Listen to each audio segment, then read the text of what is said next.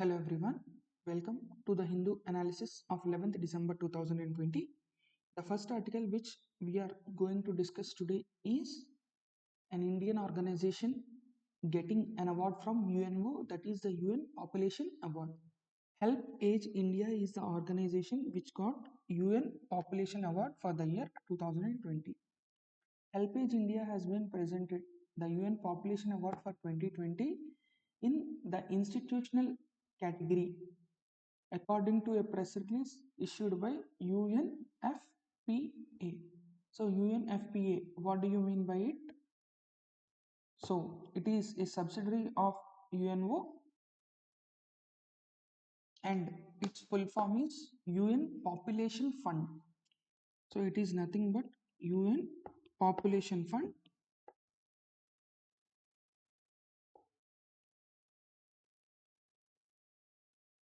and this UN Population Fund every year gives the award United Nations Population Award. It was established by the General Assembly, the UN General Assembly in 1981. General Assembly and Security Council are the main organizations of UNO. In General Assembly, all the UN member countries by default become members even in Security Council. So, in UN General Assembly in 1981 has established UN Population Fund. This gives the award the United Nations Population Award, which recognizes the contributions in the fields of population and reproductive health. So for population and reproductive health जितने भी organizations यहाँ पे काम करते हैं उन organizations में जो सबसे बढ़िया काम करते हैं उनको ये award मिलता है. The Committee of UN Population Award, which was chaired by the permanent representative of Romania to the to the UN and is composed of 9 other UN member states. तो कुल मिला के 10 मेंबर स्टेट्स का एक committee बनता है. उस committee pick करेगी कौन सा देश में कौन सा ऑर्गेनाइजेशन सबसे बढ़िया काम कर रही है. And for the first time in the history of UN Population Award, the honor is being conferred on an Indian institution. The last time the award came to an Indian was 28 years ago in 1992 when it was awarded to JRD Tata as an individual laureate. यानी कि 1992 में UN population award मिली थी one of the legendary people in our country industry, that is JRD Tata. And after JRD Tata को किस में मिली? Individual category में मिली. अब एक ऑर्गेनाइजेशन को मिली है और वो ऑर्गेनाइजेशन है HelpAge India. And this is the first time India is getting this kind of award for a organization. Now HelpAge India has been working for the cause and care of disadvantaged older persons to improve their quality of life, and for 4 decades it is the first organization to receive. Now what is HelpAge India? HelpAge India is an Indian organization which is focused on the concerns of elders, यानी कि जितने भी senior citizen या ओल्डरली people होते हैं, elderly people होते हैं, उनके काफ़ी सारे प्रॉब्लम्स होते हैं, like access to medicine, then help in domestic kind of things. If their children are not taking care of them, they need a lot of domestic help. उसके साथ साथ और भी काफ़ी सारे इश्यूज होते हैं. There security is always a matter of concern. अगर कोई एक थोड़ा बहुत रिच ओल्डरली पर्सन है तो उनका सिक्योरिटी क्या होगा. कई सारे इंस्टेंसेस हम लोगों को ऐसे देखने को मिलते हैं जहाँ पे literally these people were looted only for money, and that is another vulnerability which generally old age people face if they are living alone or a couple, an elderly couple are living, then they are more prone to threats. So that's why that is another matter of concern. This HelpAge India is established in 1978 to work for the cause as well as care of the disadvantaged older persons and also to improve their quality of life. HelpAge advocates for their needs such as an universal pension, quality healthcare, action against elder abuse, and many more at the national and state societal level with the state and central government. इनमें से बहुत important points है universal pension, that means all the elderly people should get some pension, and quality health care. This is also very very important. Along with that, action against elder abuse, जिसके बारे में अभी मैंने बताया था, because they are more vulnerable, their security is always a matter of concern. तो इसलिए इन सारे चीज़ों के लेके हेल्पेज इंडिया जो है वो यहाँ पे बात करती है. It runs various age care programs to service elder needs. The aim of this organization is to serve the disadvantaged elders in a holistic manner, enabling them to live active, dignified and healthier lives. तो उनको एक dignity के साथ एक active और healthy life lead करने के लिए जो भी चीज़ें चाहिए उनको सप्लाई करना या एनेबल करने के लिए हेल्पेज इंडिया काम करती है. The next article is about the revised Assam NRC list. The affidavit submitted by the Assam's NRC coordinator before the Guwahati High Court on December 3rd said officials handling the exercise to update citizens list sought a change in the status of 10,200 applicants.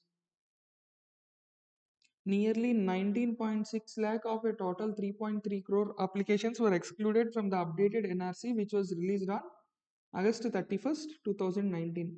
तो ये सारे चीज़ हम लोग अगस्त 31st 2019 को एक असम का NRC release किया गया था और उसमें लगभग 19 लाख एप्लीकेशंस, 3 करोड़ 30 लाख एप्लीकेशन से 19 लाख एप्लीकेशन को रिजेक्ट किया गया था. अब उनमें से 10,200 एप्लीकेशंस को वापस एनआरसी में जुड़ने की बात की जा रही है. According to the affidavit, the NRC is only a supplementary list of inclusion and exclusion names of the citizens in India because the Registrar General of India is yet to publish the final one. Registrar General of India जो है वो सारे birth and death registrations का records maintain करता है. So Registrar General of India is yet to publish the National Register of Citizens NRC. So Assam's NRC has to be published again, and this is only a small supplementary edition which has to be made to the NRC. Now there are lot of requests for DRCRs. Now what is this DRCR? District registrar of citizens register, यानी कि हर district में ये एक अलग सा का list बनाना चाहिए. So that's why it is very important. So some DRCRs have formally requested the NRC authority to change the status of more than 10,000 applications which have cited proper reasons.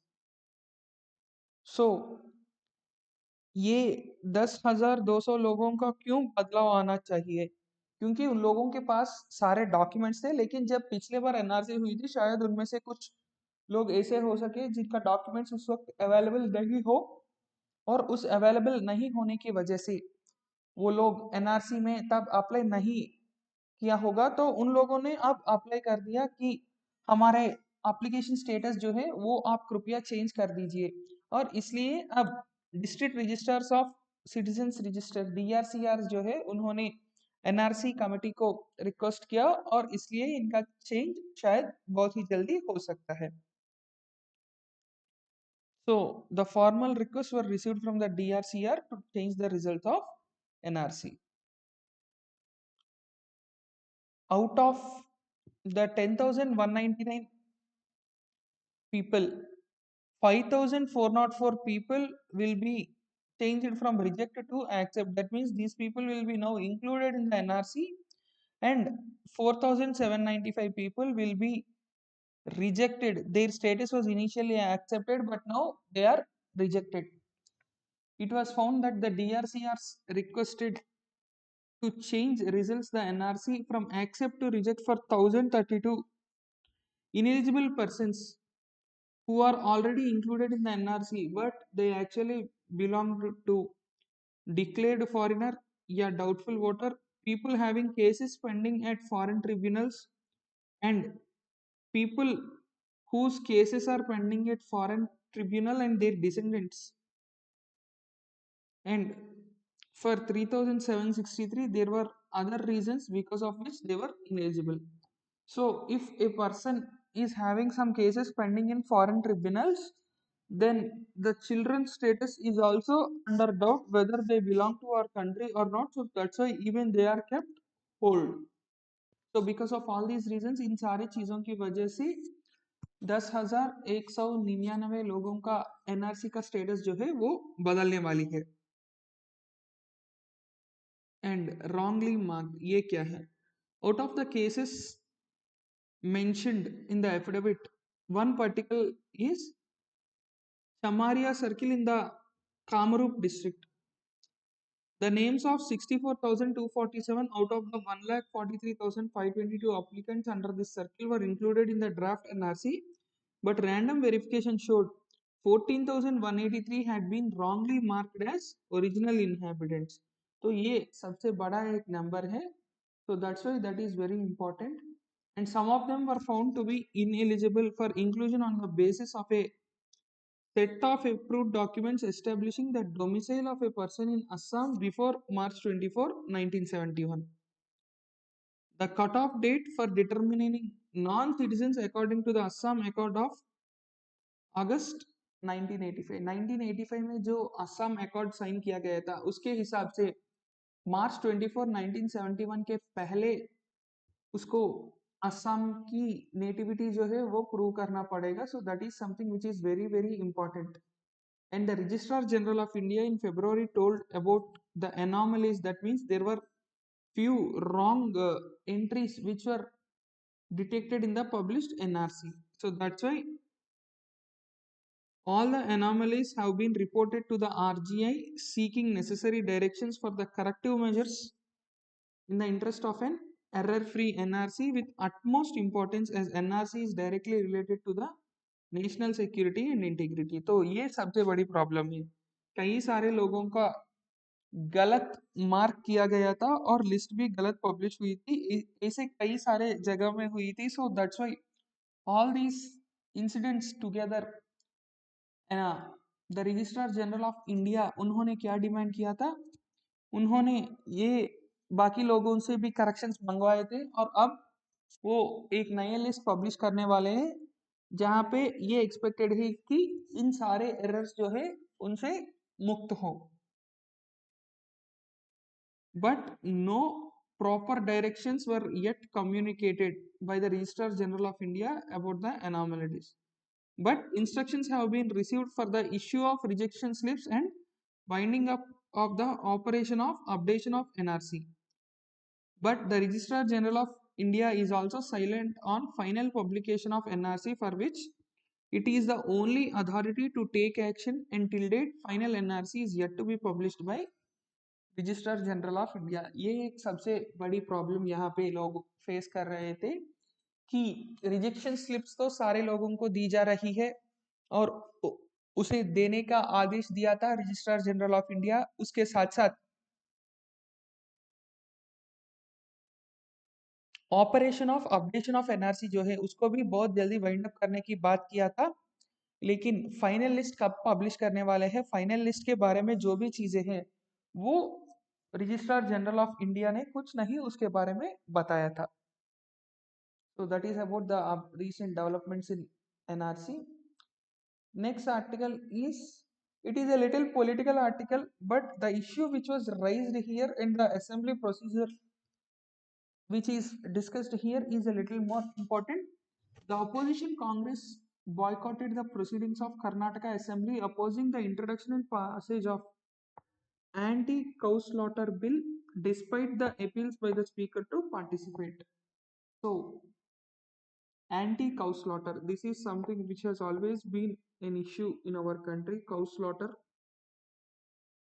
The controversial Karnataka State Prevention of Slaughter and Preservation of Cattle Bill was passed in the assembly. Now, what were the issues? The former CM and leader of opposition announced that the Congress would boycott the proceedings opposing the bill, which was passed without discussing in the Business Advisory Committee of the House. Now, Business Advisory Committee is one committee in of state legislative assemblies where before the starting of any session, maybe an assembly session or a budget session, there will be a formal meeting in which people from all parties will be present and they will discuss about what is the business we have to take up, what are the bills which government is planning to introduce, what are the issues which opposition parties are planning to raise. All these things will be discussed initially and there will be a proper plan about what are the issues, what are the bills and everything. That is the business advisory committee. अब कांग्रेस का कहना ये है कि हमारे business advisory committee BSc का meeting में हम लोगों को इस पे बात करने के मौका नहीं दिया, आप लोग इसके बारे में डिस्कस करना नहीं दिया, इसलिए हम लोग इसको बॉयकॉट कर रहे थे. Now, recalling the developments in the House, Speaker said that the leader of opposition has raised a couple of issues regarding the passage of the bill and clarified that he has conducted the House within the framework of House rules and procedures. तो कांग्रेस ने कुछ objections rise किया था लेकिन speaker ने सब कुछ सही तरह से हम लोग किया था ऐसा बोल रहे थे. The speaker also said that it was made clear that the BSc meeting that some ordinances and important bills would be taken up during the session and the bill had figured in the supplementary agenda before it was tabled and passed. So this is something important. It is actually brought in as a supplementary agenda. That means it was included in a later day business house. I mean, in the later day it was included as the business of the house and then it was passed. So because of that the Congress was upset and they have boycotted. Now, what is the impact of this boycott that you can understand? In the temple of democracy, that is the assembly or the parliament, if a party, the main opposition boycotts, then all the bills will be passed only with a very huge buttering of the bill, but the real issues, if there are any arising because of the bill, will not be discussed. So it should always be a healthy democracy where even the opposition should be given a voice and the issues which are raised by the opposition should also be considered so that the output for the beneficiary of the people will be good. Next, India totally responsible for the situation, China accuses. China ने ऐसा कहा था कि जो line of action control LAC के पूरे LAC के दोनों तरफ में जो भी इश्यूज हो रही है उन सारे चीजें के लिए भारत रिस्पॉन्सिबल है, ऐसा कहा था चाइना ने.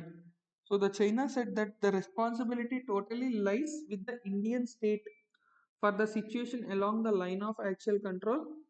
Responding to our external minister's statement that China had violated the border agreements by deploying a large number of soldiers along the border. तो हमारे एक्सटर्नल अफेयर्स मिनिस्टर ने कहा था कि चाइना पूरे बॉर्डर सारे बॉर्डर एग्रीमेंट्स जितने भी ही उनको वायलेट कर दिया था, वायलेट करके काफी सारे सोल्जर्स को वहां पे एस्टेब्लिश किया था और उस कमेंट को रिटेलिएशन में चाइना ने ये कहा था कि आप ही सब कुछ किए हो, आपके वजह से ही यहाँ पे ऐसा सिचुएशन है. तो उल्टा हम लोगों पे China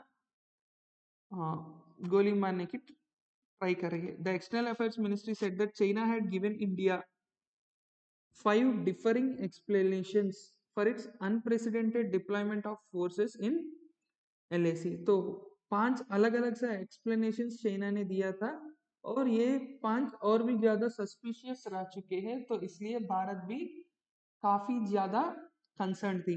and the merits of the situations were very clear.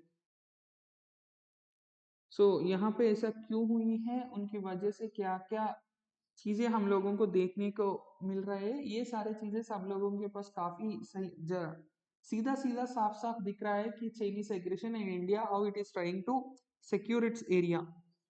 China and India are neighbors and the world's two biggest emerging markets, and keeping relations serves as fundamental interest for both the countries because there is a need for common effort from both the sides, because the other countries are always watching for an opportunity in which they can corner India or China, because together these two countries have more than one third of the population. because India China मिलके लगभग आज के दिन में शायद population होगा around 280 to 290 crores out of the 7.5 billion. So you can say 3 billion out of 7.5 billion, which is almost 30%. So that's why it is very, very important. And the merits of the situation at the border area are very clear, and the responsibility totally lies with the Indian side, is what the Chinese have alleged. China has been strictly observing the agreements signed between the two sides and committed to resolving the border issue through dialogue. And they are committed to safeguarding regional peace and tranquility and border areas. तो China का कहना ये है कि हम लोग सारे agreements जो है वो सही तरह से पालन कर रहे हैं, और हम लोग दोनों ये बॉर्डर इश्यूज जो है वो डायलॉग यानी कि बस एक मीटिंग से रिजॉल्व करने के लिए हम लोग तैयार हैं. और उन भारत का भी ये फर्ज बनता है कि रीजनल पीस और ट्रैंक्विलिटी इस पूरे एरिया में ये शांति रखने की जो रिस्पॉन्सिबिलिटी है वो भारत का भी बनता है. But like all sovereign states, they are determined in safeguarding our territorial integrity. ये भी एक चीज. बाकी सारे sovereign यानी कि independent countries के जैसा भारत भी determined है in safeguarding territorial integrity. So on the Indian side, there is a serious question on what it should reflect upon. तो ये एक ऐसा चीज है जहाँ पे प्रश्न ये बन रही है कि क्या भारत सही तरह से अपना जो नियम है वो पालन कर रही है, ऐसा चाइना हम लोगों को पूछ रहे हैं. And it was impossible for the relationship to continue as normal given the situation in the LAC. Maintaining peace and tranquility along the LAC is the basis for the rest of the relationship to progress. यानी कि हमारे दोनों देशों के बीच में रिश्ता जो है वो आगे बढ़ाने के लिए इस एरिया में पीस और ट्रैंक्विलिटी मेंटेन करना सबसे ज्यादा इंपॉर्टेंट है, और उसी बेसिस पे हम लोग आगे बढ़ते हैं. तो दैट्स वाई हमारे दोनों देशों के बीच में रिश्ता जो है वो आगे बढ़ाने के लिए सबसे इंपॉर्टेंट और सबसे मेन पॉइंट होगा कि LAC में जो भी इश्यूज है उसको सॉल्व करना पड़ेगा. The Chinese has in recent statements sought to de-link the border situation from other aspects of the relationship such as economic ties, and call for India to put the boundary dispute in a proper position, a view that India has said is untenable as peace on the border was prerequisite for the relationship. तो यहाँ पे पिछले कुछ दिनों से China ये कह रही है कि हमारे बाकी जो रिश्ते हैं जैसे कि इकोनॉमिक टाइज उसको अलग से देखो, और बॉर्डर सिचुएशन के उसको डीलिंक करो, यानी कि दोनों को अलग अलग इश्यूज के हिसाब से देखो और बॉर्डर इश्यू को प्रॉपर पोजीशन में रखो. For China the border situation is not more important, but the economic issue is even more important.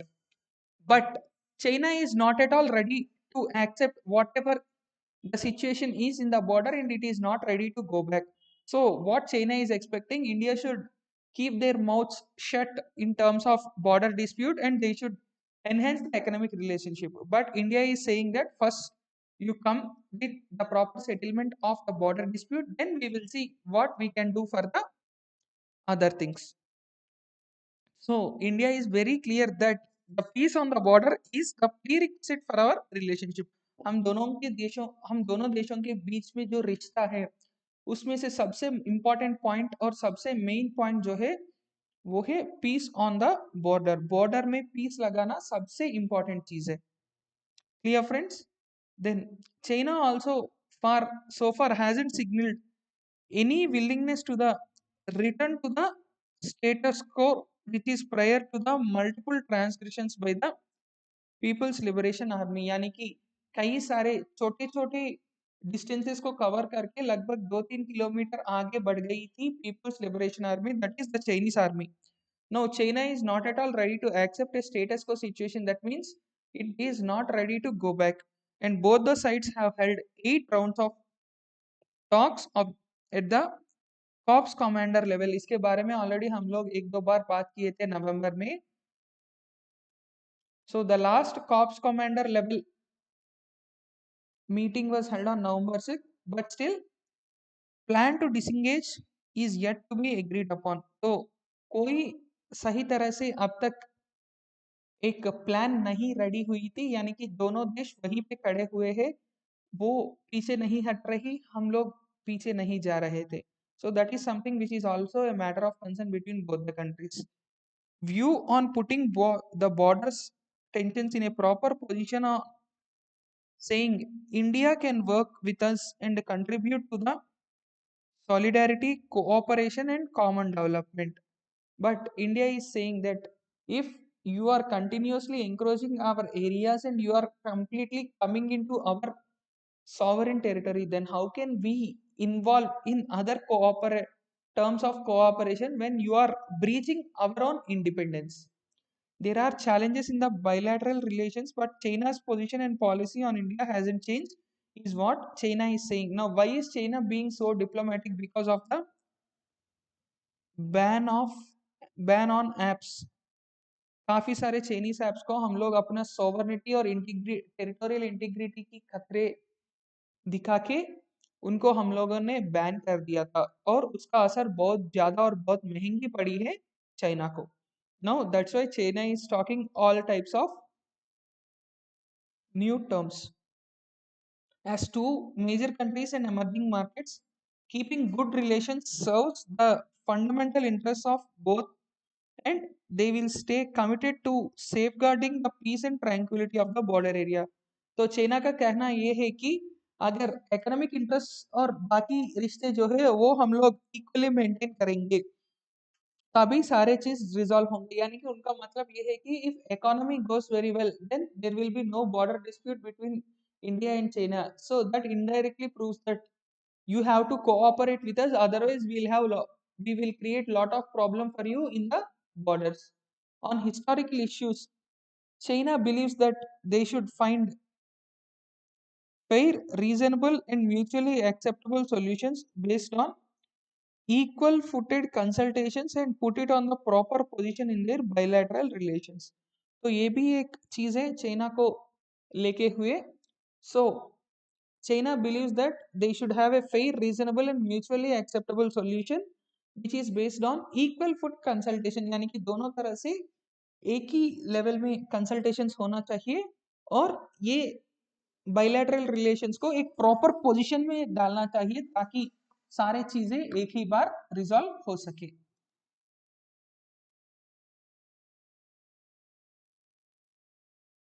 Now they can reach consensus and properly manage differences. Along with that, enhance practical cooperation and bring our bilateral relations back on track. तो दोनों तरह से एक agreement और properly differences को manage कर सके ताकि practical cooperation and bring back our bilateral relations on the right track. तो वो लोग यहाँ पे ये बोल रहे हैं कि भारत सही तरह से सोच के हम दोनों के रिश्ते में जो भी इश्यूज आए थे उनको रिजॉल्व करें, और पहले जैसा हम दोनों के बीच में रिश्ते बने.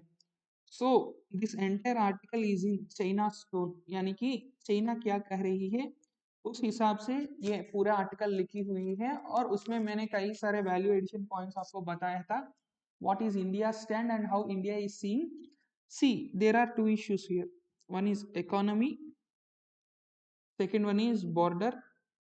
But you should remember, in both the things, the biggest threat for us is China.